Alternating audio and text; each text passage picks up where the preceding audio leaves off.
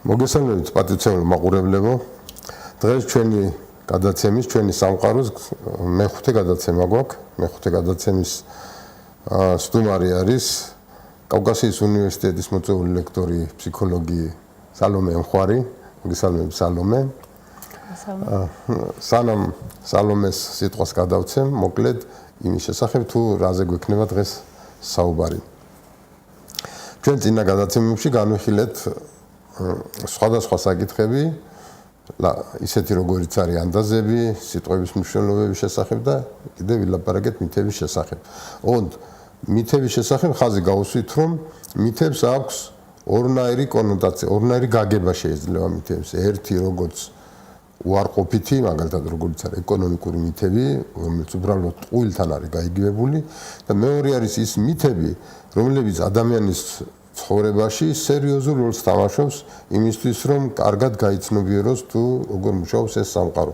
ამ შემთხვევაში მითებთან ერთად გულისხმობს ცხადია ზღაპრებს, ლეგენდებს და ასე შემდეგ. ჩვენ ერთ რამეს უნდა მივაქციოთ ყურადღება. იმისთვის, რომ ადამიანმა ეს სამყარო შეიცნოს, ამისთვის რაღაც საშუალებები არის საჭირო. მაგალითად, როდესაც ბავშვი იბადება და იწყებს ამ სამყაროს გაცნობას, თავდაპირველად ბავშვი იმეცნებს ფიზიკურ სამყაროს. ეს კვებით არის, შეხებით არის, ცოცვით არის. ჯერ იმეცნებს იმ სამყაროს, იმ ოთახს, რომელშიც არის. შემდეგ სახლს, რომელშიც არის. შემდეგ გამოდის და შეიძლება ეზოს. მაგრამ იმისთვის, რომ ადამიანი იყოს იმაზე მეტი, ვიდრე უბრალოდ ფიზიკური სამყაროს შემცნობი არსება, ამისთვის მას რაღაცა უფრო მეტი ჭირდება. და ეს რაღაცა უფრო მეტი, რაც ადამიანს აძლევს საშუალებას, რომ გაიმუმჯობესოს თავისი შემეცნების უნარები და დაინახოს იმაზე ბევრად მეტი, ვიდრე ფიზიკურად შესაძლებელი, ანუ ვიდრე ფიზიკური კონტაქტი შეიძლება შეიმეცნოს. ამისთვის უკვე არის ის, რასაც ჩვენ ვეძახით სხვადასხვა სიტყვებს, ისეც როგორიცაა ზღაპრები, მითები, ლეგენდები და ასე შემდეგ. ახლა დღეს ჩვენ სალომესთან ერთად განვიხილავთ საკითხს, თუ რა ხდება ადამიანის ჩამოყალიბების პროცესში, რა როლს თამაშობს მასში მითი და ლეგენდა და ზღაპარი. კიდევ ერთხელ მოგესალმები, სალომე. მადლობა ძალიან დიდი და მოხარული ვარ თქვენთან პირველად სტუმრობით. კი, მე მგონი მოგეწონათ ჩვენთან. კი, ძალიან სასიამოვნო ატმოსფეროა. კი, მეც ასე მგონია, ძალიან კარგი ხალხთან ერთად მუშაობთ ამ სტუდიაში. ძალიან. კარგი. მე მგონი სწორად ჩამოაყალიბე მიდგომა, რომ ბავშვი სწორედ ფიზიკური შეხებით იწყებს სამყაროს შეცნობას და არა დაუშვათ რაღაცა სხვა. კი, ზედ მიწევნით, კარგად იყო ნამდვილად ჩამოყალიბებული. სამყაროს შემეცნება ბავშვთან მიმართებაში რეალურად ნამდვილად ფიზიკურ სამყაროში, მატერიალურ სამყაროში გაცნობით იწყება და ეს არის ერთ-ერთი უმნიშვნელოვანესი პერიოდი ბავშვის განვითარებისთვის. ეს მატერიალური სამყარო რასაკვირველია, ემოციური ქვეტექსტებითაც შემოდის რასაკვირველია, იმიტომ რომ პირველი ვისაც მას აქვს შეხება, ეს არის ადამიანები, ეს არის დედა, მამა, ოჯახის წევრები და აი ამ მატერიალურ სამყაროს რასაკვირველია ქვეტექსტად მოყვება ეს ემოციური ფონიც და ის განწყობები და ის ემოციები, რომლებიც მის ირგვლივ ტრიალებს, რასაკვირველია, ის იგრძნობა ჯერ კიდევ ნუსხად ყოფნის ასაკშიც. მოდი, მინდა დავაზუსტო, თავდაპირველად ემოციური ფონს ისეთივე დიდი მნიშვნელობა აქვს, როგორც ფიზიკურს, თუ მერე თან დათანხმდება ემოციური ფონის უფრო ვერ ვიტყოდი, რომ რომელიმე დომინირებს ამ შემთხვევაში.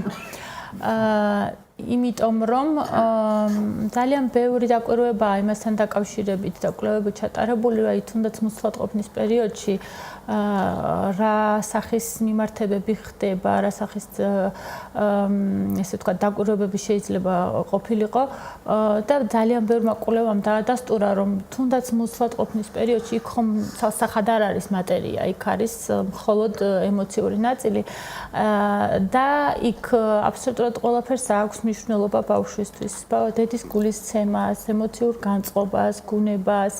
მეტიც აღმოჩნდა, რომ თურმე ის ადამიანები, რომლებთანაც დედას აქვს კომუნიკაცია, განსაკუთრებით ბოლო ტრიმესტრებში, ის ხმის ტემბრიც კი იწვევს გარკვეულ ემოციურ ფონს, იმიტომ რომ მაგალითად თუ კი მამის ხმის ტემბრის გაგონება დედისთვის კონკრეტული ემოციის აღმძვრელი იყო, ან შიშის განცდას იწვევდა, გულისცემა ჩქარდებოდა, აღმოჩნდა რომ არსებობს ესეთი დაკვირვებები, რომ უკვე დაბადების შემდგომ მამის ხმის გაგონებაზე ბავშვი იწყებდა ტირილს, იმიტომ რომ ეს მოსატყოფნის პერიოდში დედის განცდა ავტომატურად გადადიოდა მის ემოციათა სისტემაში. ეს ძალიან საინტერესო. ძალიან საინტერესო, მაგ როგორ გამოიკვლესნე? კი, ну რაღაცა სიმართლე გითხრათ ვერ გეტყვით, ახლა არსებობს რაღაც ტექნოლოგიები თანამედროვე კოსმოსში გავიჭერით და ახლა ბავშვის გულისცემის დაკვირვება, აი ფიზიკალური მონაცემებით ხდება, სუნთქვის სიხშირით, გულისცემის სიხშირით, მეტაბოლიზმით, სისხლის მიმოქცევით. მან ერთი რამე მნიშვნელოვანია, რომ რა თქმა უნდა შეიძლება გულისცემის სიხშირე დათვალო და შეფასო, მაგრამ ინტერპრეტაციას როგორ გაუკეთებდა, რასაც ჩათვლიან? კი ბატონო, ეგეც ძალიან სწორი შენიშნა, თუმცა რაღაცა ესეთი სახის კვლევებში ყოველთვის არის ხოლმე გათვალისწინებული ეს პროცენტული ინტერპრეტაციის მაჩვენებელი და შეცდომების ალბათობა და ნუ რასაკვირველია ახლა მეცნიერება არ ვიცი, მეცნიერება კი ზოგადად სამყაროში არაფერი არ არის ჭეშმარიტი. იმიტომ რომ ყველაფერს შეიძლება რომ 2 × 2 4 მხოლოდ მათემატიკაში ისიც არ ვიცი არის თუ არა მათემატიკაშიც. არა, ეგ სწორია, მათემატიკაში შეიძლება მხოლოდ რაღაცების დამტკიცება. დანარჩენი არსად არ შეიძლება. ყველაზე არაზუსტი მეცნიერება არის მედიცინა. ნუ ფსიქოლოგია ხო საერთოდ მითების სამყაროში ცხოვრობს. ამიტომ ჩვენ უბრალოდ ვაკეთებთ დაშვებებს. ფსიქოლოგია არ არსებობს საერთოდ. ანუ შენ არ არსებული მის არა, არსებობს ასაკურველია როგორ არის. უბრალოდ აქ არის ძალიან ინტერპრეტაციების სამყაროა.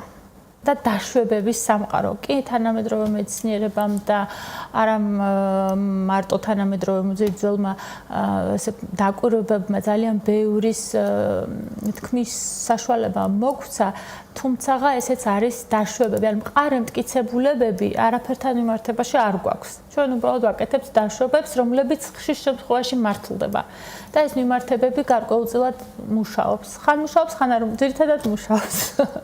ეს ნიშნავს იმას, რომ ჩვენ გვაქვს არა რამე კანონზომიერების ზუსტი ცოდნა, არამედ ალბათური ცოდნა, რომ ასეთ ვითარება შეიძლება ასე მოხდეს და ასე გაქვს. კი ბატონო. კი ბატონო, ეს არის ცალსახად დაშვებები. 100% რაიმეს მტკიცება განსაკუთრებით ფსიქოლოგიაში, ეს არის ფილოსოფიის, ეს არის არ ვიცი, სამყაროს შემეცნების ძალიან ესეთი გაბლარული სამყარო, სადაც აი ყველაფერი არის ბუნდოვანი და ამ ბუნდოვნებაში ხელის ფათურით ხდება რაღაცების აღმოჩენა. რაც უფრო მეტად გაირკვევა ფსიქოლოგიაში, უფრო მეტად ბუნდოვანი გახდება ყველაფერი. რასაკვირველია, რაც უფრო მეტი ვიცით, უფრო მეტად არ ვიცით. ხო, ეს ცნობილი ამბავია. ასეთი ანეკდოტური შემთხვევები ალბათ სხვაც ბევრია და სხვა მეცნიერებებსაც ანალოგიური თქვენ. ეს ყველაფერი რაც არ უნდა იყოს, სანამ ბავშვი ასე ვთქვათ, ცნობიერ გადაწყვეტილებას მიიღებს, მანამდე მაინც როგორც ხან თქვი, უფრო ესეთი ბურუშია გახოვული. მაგრამ როცა ჩვენი ცნობიერება იწყება, როდესაც ბავშვის ცნობიერება უკვე გაზრებას იწყებს, თუ რა ხდება მის გარშემო, აი იმის შემდეგ რა როგორ ხდება, ეს არის ჩვენი ასე ვთქვათ ინტერესის სფერო. როგორ ხდება ბავშვის ცნობიერების ჩამოყალიბება? მოდი ასეთი პირდაპირ კითხვა დავსვათ, რატომ უყვებით ზღაპარს ბავშვებს? კი ბატონო.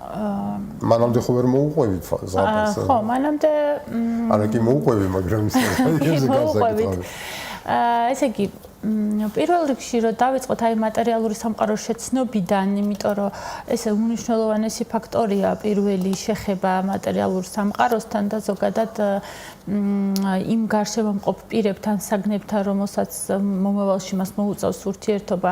პირველი ის არის, ანუ პირდაპირ არის დაყოფილი კლასიკურ ლიტერატურაში, რომ მაგალითად ამ პირველ პერიოდს ეწოდება აი 1 თვიდან 3 თვემდე ჭვრეტის პერიოდი, ჭვრეტის ხანა, როდესაც ის უბრალოდ დაკვირვების გზით აკვირდება რაღაცას ვიზუალურად სწავლობს სამყაროს. მერე უკვე მოდის ტაცების პერიოდი, როდესაც პირდაპირ მნიშვნელობით უნდა რომ იტაცოს ხელში რაღაცეები. ამ პერიოდს აქ სწავლობს თავად მატერიას, იმას რა ქვია, ფაქტურას როგორია. შემდგომში მოდის უკვე გემო, ყველაფერი რასაც ის ხელს კიდევს და იტაცებს, ცდილობს რომ პირში ჩაიდოს და გემო გაუსინჯოს პირდაპირ მნიშვნელობით. ძალიან ბევრი ეტაპია. მერე უკვე იწყება ის რასაც ის ხელში კიდევს იღებს და პირში ასე ვთქვათ აგემოვნებს, მერე ხდება მისი ასე ვთქვათ დაგდება. ანუ ეს უკვე სამყაროს ისეთი შემეცნების მეთოდია, რომ აი რა მოუვა, როდესაც მე ამას ხელს გავუშვებ.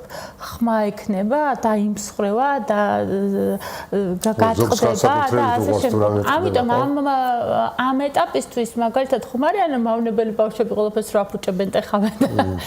ეს არის აი უაღრესად მნიშვნელოვანი პერიოდი და ამ დროს აი არ არის რეკომენდებული რომ ჩვენ დავუშალოთ მას ეს დაშლა დამსხრევა. რა თქმა უნდა ხა ძალიან მნიშვნელოვანი ნივთები უნდა მოვარიდოთ, მაგრამ ეს არის სამყაროს შემეცნების ეს არის პატარა მეცნიერი, რომელიც აი ამ ცდის შეცდომის დარტყმის ხელიდან გაგდების მეთოდით უამრავ რაღაცას სწავლობს და აი ეს მიზეშედოგობრივი კავშირების დამყარება უკვე იწყება ანუ აზროვნების პირველი ელემენტები სულ საწყის ეტაპიდანვე ჩნდება, როდესაც აი ის ცდილობს სამყაროს კანონზომიერებებს, რა თქმა უნდა, მან არ იცის მიზიდულობის კანონი, მაგრამ აუცილებლად ხვდება, რომ ხელს რომ ვუშვებ რაღაცას, ესე იგი ძირს ვარდება და ზევით არ ფრინდება. აჰა, ესე იგი რაღაცა ეს შეა საქმე. ახლა რა დაემართება? ახლა როგორი ხმა აქვს, როგორი იშლება მარტივმომრავლება, კუბიკებად თუ ასე შემდგომ. ხო, აი ეს არის უმნიშვნელოვანესი.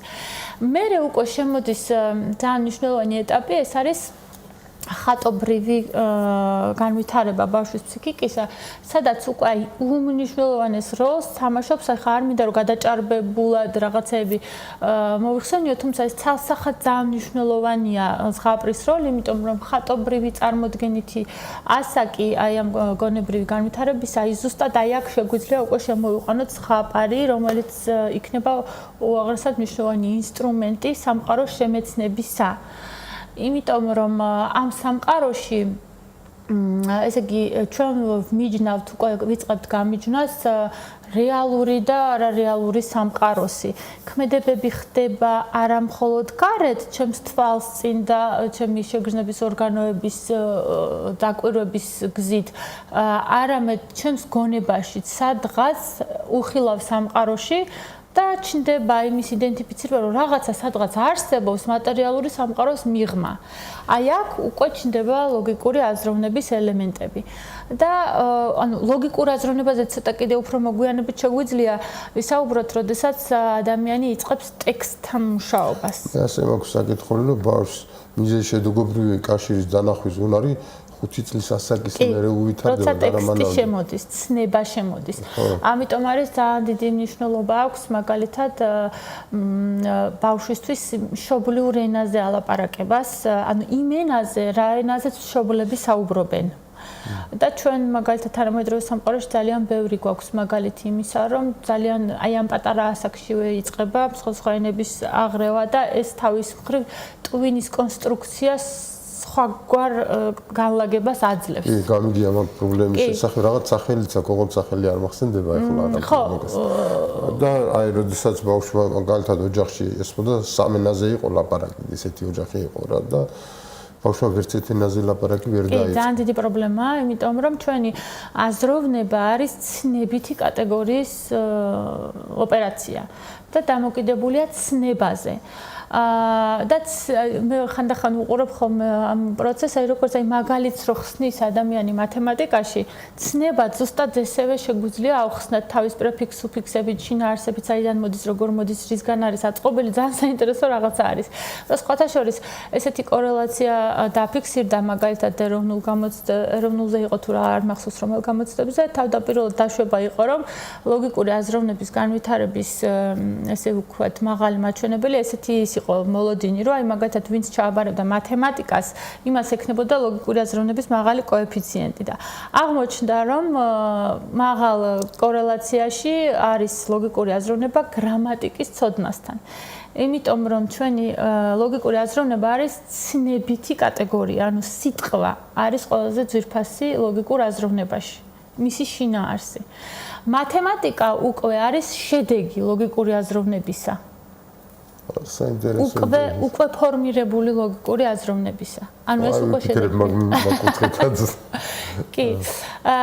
ხო, ცად შემოდის ზღაპარი. მათემატიკა ყველაზე ადვილი მეცნიერებაა ჩემი თვალსაზრისით. არ ვიცი ახლა სულისთვის როგორ არა.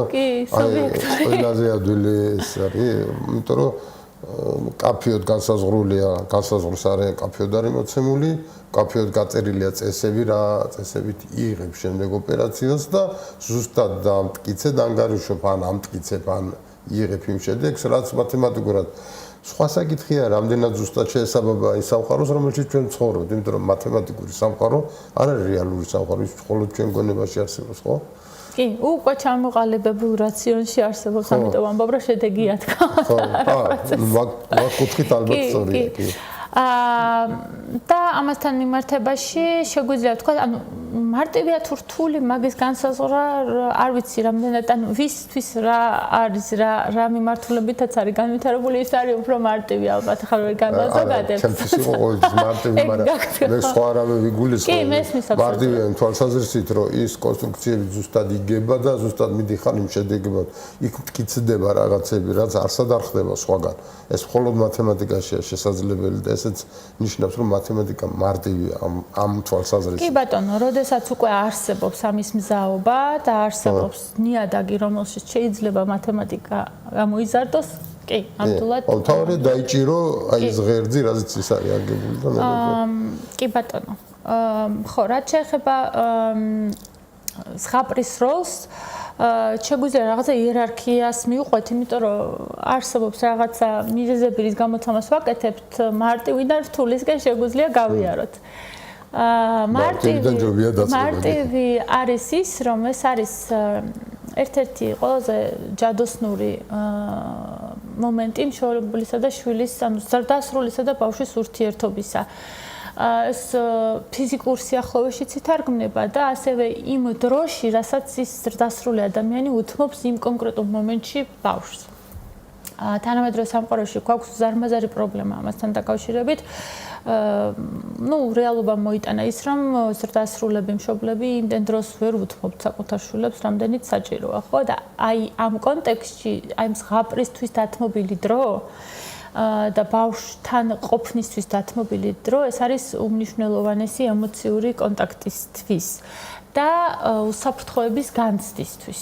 იმიტომ რომ ჩვენ რომ ვუყვებით ბავშვებს ზღაპრები ხშირ შემთხვევაში ძალიან ემოციურ საქანელებს იწვევს, ანუ იქ სადღაც სიმშვიდეა, სიწყნარია, მერე უცებ დაძაბულობა მოდის, რაღაცა მტრობა შემოდის, სიკეთე და ბოროტები. ყველაზე საშინელი რაღაცა არის ზღაპარში. და აი ეს აქვს ეს აღმასვლა ემოციურ კონტექსტში და აი ეს უსაფრთხოების განცდა, რომელიც როდის უყვებით ჩვენ ბავშვებს ზღაპარს, როცა უკვე დღის ბოლოა, დამშვიდებულ, დასაძინებლად გამზადებულ ბავშვს, როდესაც ლოგინში ჩავაწვენთ გემრიელად, გვერდზე მივუწვევთ და სასიზმრო კოშმარები. ხო, თუ სწორად დავიცავთ იმ პროცესს, რომელიც ზღაპარსთან ახლავს, ესეთი ეფექტი არ უნდა ჰქონდეს რასაკვირველია. ისე მართალია, მე კი რაც მახსენდება, მოყოლილი ზღაპარზე კოშმარები დასიზმრებისის არ მახსენდება შემთხვევა. განსხვავებით ფილმებისგან. აი ფილმის ნახვის მერე კოშმარები შესაძლოა. იმიტომ რომ მე როგორც ახლა ჩემი ლოგიკით ესე მივდივარ, რომ მან ბევრი პროცესია, მაგრამ ზღაპარს აქვს ძალიან ჯადოსნური დასაწყისი და ბოლო. იყო და არა იყო რა? კი. ხთვის უკეთესი რა იქნებოდა? რაც ნიშნავს იმას, რომ რაღაცა ისეთი იწყება, რაც რეალურ სამყაროში არ არის. ინტერპრეტაციების საშუალება გაქვს, რაც შეიძლება ხდებოდეს და არ ხდებოდეს, რაც იქ მოხდება, შეიძლება კარგიც იყოს, ცუდიც, მოკლედ რაღაცა ზღვარია გავლებული რეალურ სამყაროს და ირეალურ სამყაროს შორის. და დასასრული. ქატო იქა, ფქვილი აქა, ჭირი იქა, ლხინი აქა. ანუ ის ყველაფერი, რაც მე მოვყევი და რაც მოხდა აი ამ პერიოდში, ექვემდებარება გაფილტრას, ანუ ფქვილის რითი გაიცრება, განირჩევა კატოსგან, რომ ცრის პროცესში რაღაც არის ნარჩენი უსარგებლო ინფორმაცია, რომელიც უნდა გაუშვა და რაც ძირითადი მნიშვნელოვანი არის რაღაცა მორალური ღირებულებების კონტექსტი და ის რაც ჯადოსნური და ღირებული მოყვება ამ ზღაპარს ის უნდა დაიტოვო გადასამუშავებლად, შემდგომში სამუშაოდ, სადღაც იქვე არ რჩება, მთელი ცხოვრება მოყვება ადამიანს ის ქვეტექსტები. ამიტომ მას აქვს მკვეთრად განსაზღვრული თავი და ბოლო, რაც იმას ნიშნავს, რომ მე ვიწყებ და მე ვასრულებ და ამიტომ თუ სწორად არის დაწყებული და დასრულებული ეს სამყარო რეალურში სწორად დაბრუნდება ბავშვი და სწორად გააგრძელებს წილს. ამიტომ ესე იგი გამოდის რომ ის დასაწყისი იყო და არა იყო რაც და ის დასასრული და აუცილებლად უნდა კრავს აი ამ ციკლს, აი ეგრეთ წოდებულ გეშტალტს რო ეძახით, იწყება და სრულდება აი ეს ციკლი. ძალიან საინტერესოა. ანუ ეს არის იმისთვის რომ ადამიანი ბავშვი ემოციურად არ დავძაბოთ, უნდა სულკად მიიღოს. მაგრამ მიუხედავად ამისა, მაინც მიიღოს ის ინფორმაცია, რომ მიუხედავად იმისა, რომ შეიძლება მას უშუალოდ შეხება არ ქონია, ამ სამყაროში ბოროტებაც ბევრი ხდება სიკეთესთან ერთად. აი უკვე მეორე მიზეზი, რატომ ხსნით ვუყვებით ხოლმე ზღაპარს. აქ უკვე შემოდის ზრდასრულ სამყაროში ცხოვრებაში არსებული მიმართებების, არსებული კანონზომიერებების ქვეტექსტები. აი როგორ შეიძლება რომ სამყარო როგორ მუშაობს ზოგადად, აი ეს ფორმულები გარკვეული მეტაფორებით, სხვადასხვა სახის შეფარული გზებით შემოდის ეს ყველაფერი და ასე ვთქვათ, როგორც აგურები, ისე ჩალაგდება ბავშვის ფსიქიკაში, რომელიც საბოლოო ჯამში ზრდასრულ ცხოვრებაში თავის როლს თამაშობს. და მესამე ასევე მნიშვნელოვანი ეს არის ემოციური მოთელვა, ანუ ის ემოციური ნაწილი, რომელიც ჯერ კიდევ არა აქვს ბავშვს განვითარებული და ჯერ კიდევ ძალიან საწყის ეტაპზე იმყოფება, ხა, იმიტომ რომ ბავშვი იზრდება ძალიან მეგობრულ გარემოში, კლასიკურ ვარიანტში, ხო, მას ეფერები ან ზრუნველობენ, ხანტელი საშუალებას, რა თქმა უნდა, ესეთებიც ხდება და ამიტომ მას რაღაცა თითქოს გაფილტრული ემოციების პალიტრა ხდება ყოველდღიურ ცხოვრებაში და იმით რომ ჩვენ ამ ზღაპრებში გარკვეულ აი ამ ემოციურ საქანელებს ვთავაზობთ, აქ უკვე ხდება აი ამ პალიტრის გაცნობა, რომ სამყაროში არსებობს ბოროტებაც, არსებობს სიკეთეც, არსებობს წინააღმდეგობის გაწევის პროცესი, ბევრი რამე არსებობს, ცუდიც არსებობს, კარგიც არსებობს, ბოროტი ძალები არის, რაღაც ბნელი ძალები, რაღაცა ჩრდილები, საშიში რაღაცეები და ასე შემდგომ. ჩვენ კლასიკურ ვარიანტში ბავშვებს არ ვაძლევთ დასრულებ იმის საშუალებას, რომ ეს ცოცხალი ემოციები ასე მრავალფეროვნებით და არც არის ალბათ სწორი. არა, ვერც მიცემთ პრინციპში, იმიტომ ეს არის მოსამზადებელი შეუქმნი რაღაც პრობლემას. რა თქმა უნდა. და ეს არის მოსამზადებელი პერიოდი, თქვარი ასპარეზი, პატარა მოედანი, სადაც ის უკვე სწავლობს, რომ თურმე ესენი არსებობს, ეს შიშიც არსებობს, ბრაზიც არსებობს, შურიც არსებობს, ყველაფერი არსებობს და ეს არის რაღაცა ესეთი მოსამზადებელი პერიოდი, რომელიც უკვე ზრდასრულ ცხოვრებაში აი ესეთ შოკის ეფექტს არიძლევა ადამიანში. რეალურად საინტერესოა. ხო და შეგვიძლია კიდე გადავიდეთ იმაზე თუ კონტექსტი რა აქვს თითოეულ ზღაპარს. იქო ასე ვთქვათ მორალიც გადაეცემა რაღაც გარკვეული თვალსაზრისით. უეჭველად გადაეცემა მორალი, იმიტომ რომ ზოგადად ზღაპარი არსებობს კაცობრიობაში იმდენი ხანი, რამდენი ხანი ზოგადად ადამიანის გვარი არსებობს.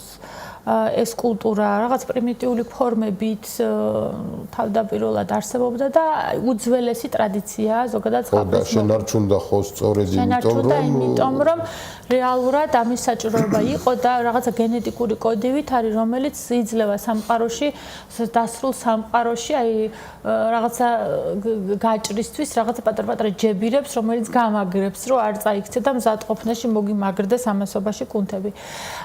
და ის იდეები, ის ქვეტექსტები, რომლებიც მასშია ხშირად პრიმიტიული, ხშირად ძალიან რთული და ხანდახან მოგეჩვენებათ განსაკუთრებულად ქართულ ზღაპრებში არის ხოლმე ეს ძალიან ძალიან მძიმე ქვეტექსტები და მასაკობრივი კატეგორიაც აქვს, რასაკვირველია ეს იერარქია მასში უნდა დავიცვათ, რომ ნელ-ნელა დავიწყოთ და ძალიან ღრმა ქვეტექსტები ნელ-ნელა შევაპაროთ და ამას აქვს უაღრესად დიდი ასე ვთქვათ ინფორმაცია.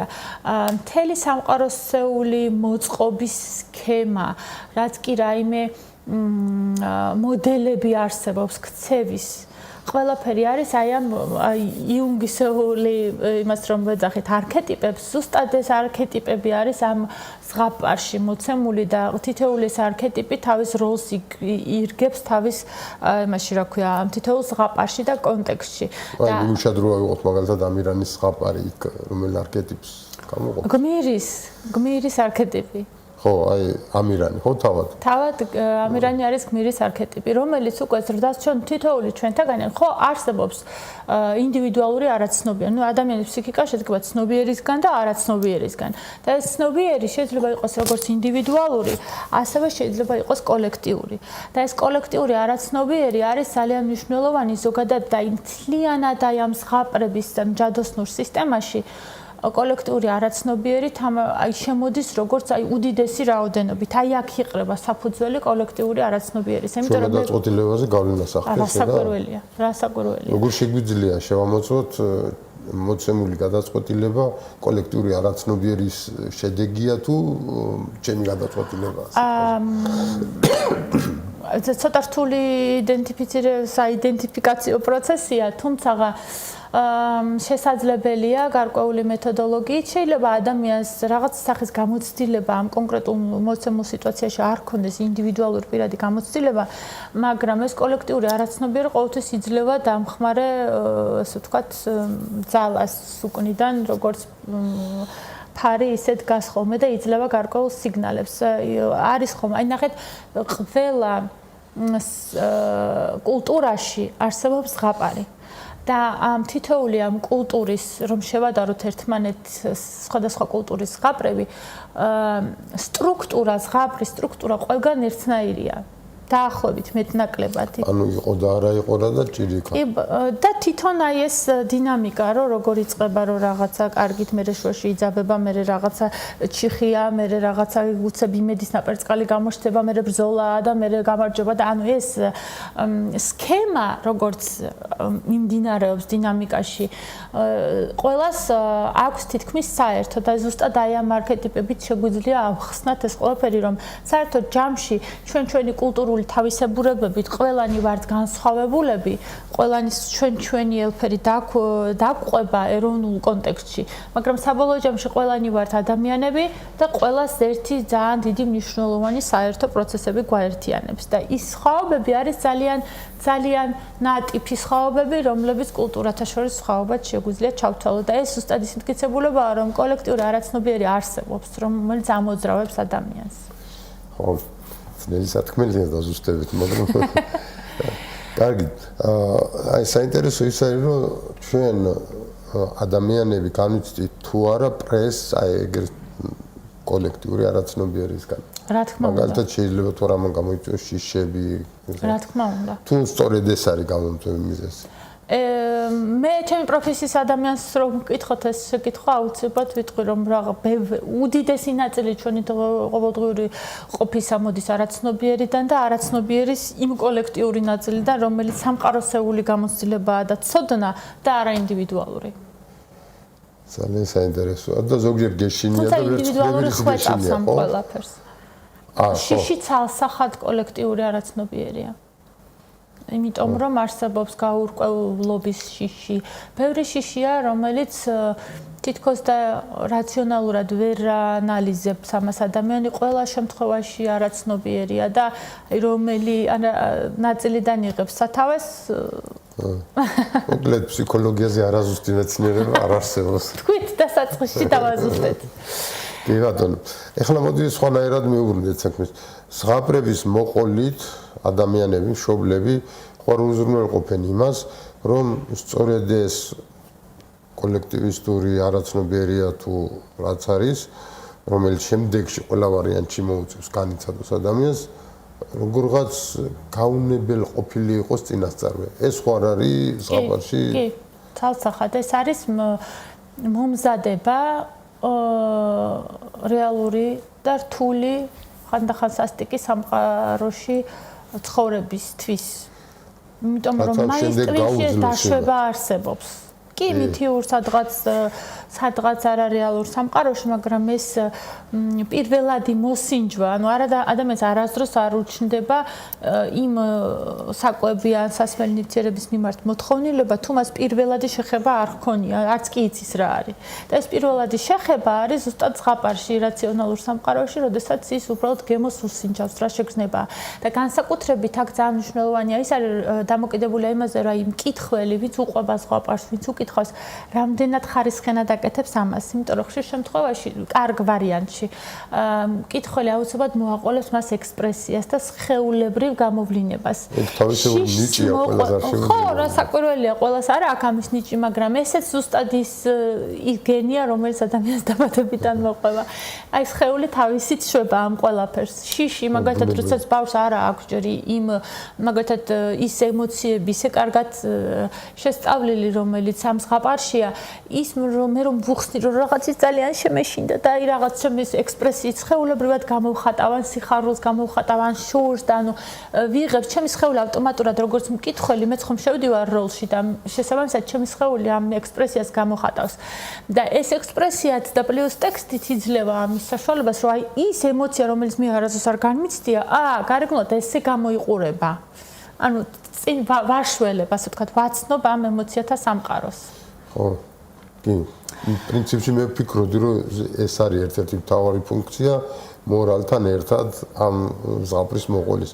მაგრამ რა ეშველება იმ სიტუაციას, როდესაც თანამედროვე მშობლების დიდი ნაწილი თუ უმეტესობა არა, უკვე ზღაპრებს აღარ უყვება შვილებს. ბავშვებს რო ეკითხები, ზოგი პასუხობს, რომ არა ზღაპარი ჩემთვის არ მოუყოლია, მიდაბერ მულტფილმებს. კი, ეს სამწუხარო რეალობა არის. კი, აი ამ ფანტაზია. ანუ რამდენად სრულად შეიძლება მულტფილმით შეიცვალოს და იგივე ფუნქციაში ასრულოს? მაქვს მე ჩემი ძალიან ესეთი კაცრი ჩამოყალიბებული ხედვა, რატომ არ შეიძლება, კი, რასაკვირველია, ნაწილობრივ ეკრანიზაციით და მულტფილმებით ჩვენ შეგვიძლია რომ რაღაცა ქვეტექსტები მივაწოდოთ ადამიანს და ეს შესაძლებელია. თუმცა ერთი უმნიშვნელოვანესი სხვაობა არსებობს მულტფილმსა და ზღაპარს შორის, რომელიც ჩემი აზრით არის ერთ-ერთი აი ადამიანთა გვარისთვის ერთ-ერთი უმნიშვნელოვანესი ასპექტი. ეს არის ფანტაზია. მაგალითად, როდესაც ჩვენ ვუყვებით ბავშვს ზღაპარს, უკითხავთ წიგნს, აქ არის ფართო ასპარეზი იმისა, რომ მისი წარმოსახვა არ ჰქონდეს უკიდაგანო წარმოსახვის, ესე ვთქვათ, წარმოსახვაში ჩავარდეს. მე რომ ვუკითხავ გარკვეულ ტექსტს, ის თვითონ მის გონებაშივე ხატავს, რომ კომბლეს ესეთი შარვალიეც, ასეთი ფაჩუჩები აცვი, ასეთი კომბალი აქვს, ესეთი, ანუ ვიზუალური ხატი იმ გმირებისა. გინდა ბოროტი, გინდა კეთილი გმირებისა არის აბსოლუტურად მისი წარმონაქმნი, მისი გონების წარმონაქმნი. და იმდენია კომბლეს ხატი, რამდენი ბავშვიც არსებობს. რაც არ არის მაგალითად მულტფილმში. მულტფილმი არის გამზადებული ხატი, თუ როგორ გამოიყურება ეს პიროვნება, ეს კონკრეტული გმირი. ის სიტუაცია რა სიტუაციაში, როგორი ატმოსფერო, ეს ყველაფერი არის გამზადებული ფორმულები და გამზადებული ხატი, რომელშიც რითაც უკვე აგრძელებს ადამიანი ფუნქციონირებას. აი ეს არის უმნიშვნელოვანესი, იმიტომ რომ თანამედროვე სამყაროში თუ კი რაიმე წინსვლა გვაქვს მეცნიერებაში, რა ვიცი, უამრავ რა ყველაფერი არის დაკავშირებული იმ ფანტაზიასთან, რომელიც ჩვენ თვითონ შექმენი. იმიტომ რომ აი აქ ჩვენს სადღაც ირაციონალურ სამყაროში ხდება ამ ყველაფრის რეალური კონსტრუირება, კი ვერ ვეხები, მაგრამ ჩემს გონებაში ვიცი კიდევაც როგორი ფერია, როგორი აქვს, როგორი გემო აქვს, ისიც ვიცი, როგორი გამოიყურება ყველა შეგრძნების ორგანო, აი აქ არის სადღაც. შეხებაც შემიძლია რეალურად გონებით. ამიტომ აი ეს ძალიან მნიშვნელოვანი ინსტრუმენტი ეცლება ბავშვს ხელიდან, რასაკვირველია სრულად არა, იქ რაღაცებით ანაზღაურება ხდება ამ ყველაფრის, მაგრამ აი ეს გამზადებული ხატი ასე ვთქვათ დათური სამსახურია ბავშვისთვის. ხო, ეს გასაგებია. მოდი სხვანაირადაც დავსვათ კითხვა. პირიქით თუ არის რამე რაც რაში აქვს უპირატესობა მულტფილმის ყურებას. იქნებ რაღაცა პირიქითაც არის. პირიქით იქნება რასაკვირველი ხა ზუსტად მაგაზე არ დავფიქრებ ვარ. მაგალითად მე შემიძლია ვთქვა რომ იქ მუსიკალური გახმოვანება უფრო კარგი კი ბატონო. ისა რაღაცები შეიძლება უფრო მეტად იყოს ემოციის მიმტანი. კი, როგორ არა შემოდის იქ მუსიკაც რასაკვირველია იქნება ეს ეფექტი ნამდვილად აქვს, იმიტომ რომ აი ეს სინერგია იმ ყველაფრისა რაც იქ ტრიალებს ერთობლივად უკვე გამზადებული ფორმით და უფრო მეტი შთაბეჭდილებაც რასაკვირველია შეიძლება მულტფილმმა გამოიწვიოს. თუმცა ამ ყველაფრის უზრუნველყოფა შეუძლია ჩვენს ტვინსაც. ავტომატურად, ანუ ამ ყველაფრის შექმნა კიდევ უფრო მეტი სიმძლავრით შეუძლია იმითავითვე შეუძლია ჩვენს გონებას. და რატომ ამჯობინებენ ბავშვები მულტფილმს, ვიდრე მოყოლილი ზღაპარს, ეგ ტვინის სიზარმაცის სამბავი ხო? იმიტომ რომ გამზადებულია.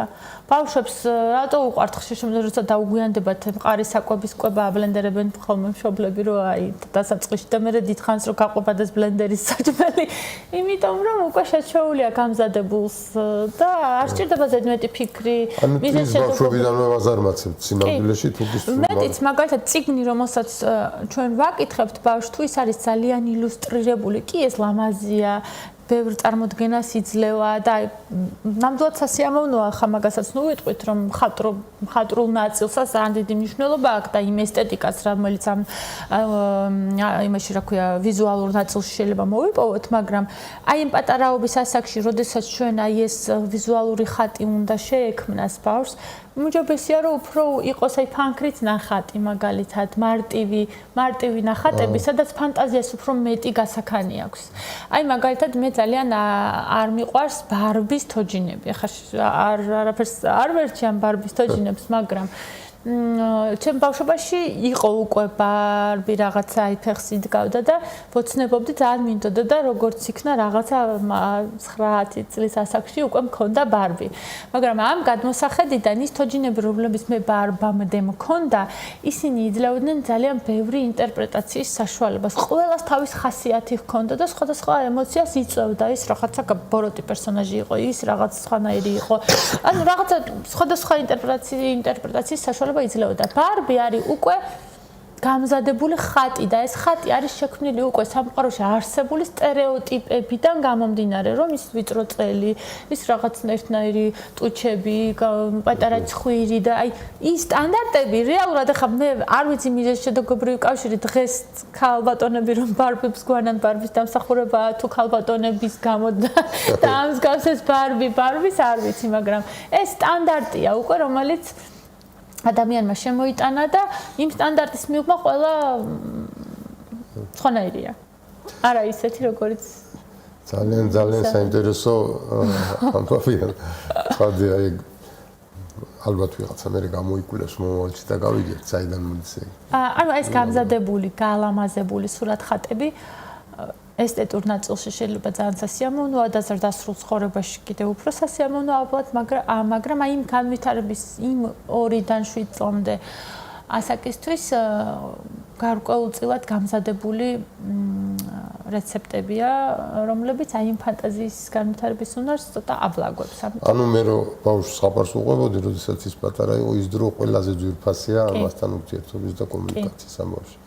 იმედი მშობლები გაითვალისწინებთ ამასთან ბავშვებს ხავს ერთ ზღაპარს მაინც მოუყვებით. მე ასე ვაკეთებდი ხოლმე რომ შევთავხდებოდი, აი არ მოწყინდებოდა ჩემი შვილს არასოდეს და კიდე რა შევთავხდებოდი, აი ორ ზღაპარს კი და მე იძინე. ორ ზღაპარს მოუყვებოდი. და ალბათ პირველ რიგში შუაშივე ეძინებოდა ხო? არა. მე უბრალოდ პირობა ქონდა დადებული და ვერ შვიდობდი, ტოვებდი მარტო რომ დაეძინე. ეს უფროსებოდა მეორე ერთი და იგივე ზღაპრები იყო თუ სხვადასხვა? ერთი და იგივეს მამეორებინებ თვითონ მიკვეთავდა ამასაც აქ თავის ლოგიკა. ერთ სიტყვას სხვანაირად თუ ვიტყოდი, ეგრევე მისწორებდა. იმიტომ რომ მას უკვე თავის წარმოდგენაში ყველაფერი ჰქონდა. სიტყვაც, აი ლოგიკური აზროვნების განვითარების ნაწილში უკვე ძალიან მნიშვნელოვანია ეს იგავა, აი ხო უკვე მე რთულდება იგავა რაკები და ასე შემდგომ, ხო? იქ სიტყვას იმიტომ ისწორებდათ, რომ უკვე არის ცნება შემოსული მის გონებაში. ის უკვე ენაშია და იმ ენაში აზროვნებს. ამიტომაც ჰქონდა ეს აი, მანდიდან გამომდინარე და ამით ამ საკითხით უკვე უნდა დავამთავროთ. მანდიდან გამომდინარე არის, რომ ის, როდესაც მის ბავშვობის დროინდელ ცნობიერებაში რამე არასწორად არის ჩამოყალიბებული, ან შეცდომით არის ჩამოყალიბებული, ის უკვე თითქმის აღარ ექვემდებარება კორექტირებას სრდასრულობის ასაკში. ეს უამრავი მაგალითი გვაქვს ისეთი, როდესაც ადამიანი თითქოს ძალიან ცხად რაღაცას უხსნი, მაგრამ გაგებინება წარმოუდგენელია. კი, ზუსტად ამ საწყისებიდან მოდის ეს ყველაფერი. ყველაფერი დაგვრჩა, სათქმელი ის რაც გინდოდა და უზარმაზარი თემაა, შეიძლება რასაკვირველია ძალიან დიდი ინტერპრეტაცია მიეცეს, თუმცა მაშინ დღეს მე მგონი დავამთავროთ ამ ეტაპზე. მე სალომისგან პირობას ავიღებ, რომ შემდეგში, როდესაც მსგავსი საკითხის განხილვა იქნება, ან უფრო სიღრმისეული განხილვას გადავწყვიტავთ, სალომე ისე გვესტუმრება. კი ბატონო, არ ვარ წინა. და კიდევ გავარჩევთ ამ მსგავს საკითხებს, შეიძლება ეს ფორმატი ცოტა სხვანაირი გავხადოთ მომავალში, გააჩნია როგორ უფრო საინტერესო გამოგვია ფორმატი. სალომისგანაც მივიღებ შენიშვნებს თუ რამეს გვეტყვის. ახლა დაგემშვიდობებით მომავალ შეხვედრამდე.